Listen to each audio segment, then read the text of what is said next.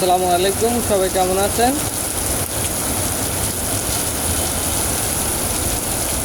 আমরা ভালো নেই।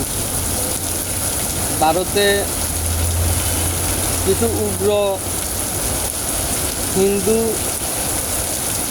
পণ্ডিত আমাদের ইসলামকে নিয়ে, নবীজিকে নিয়ে কটূক্তি করছে।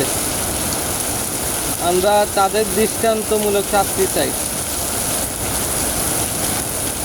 ভারত সরকারকে স্পষ্টভাবে জানিয়ে দিতে চাই, আমাদের ইসলামের উপর, আমাদের নবীজির উপর, আমাদের সৃষ্টিকর্তার উপর কোনো রকম অপমানসূচক বক্তব্য মেনে নেওয়া হবে না। আমরা এর তীব্র প্রতিবাদ জানাই। এবং গাজাতুল হিন্দের ব্যাপারে সমস্ত মুসলমানদের আবারও জানান দিচ্ছি, গাজাতুল হিন্দের জন্য সকল মুসলমান যুবক প্রস্তুত হও।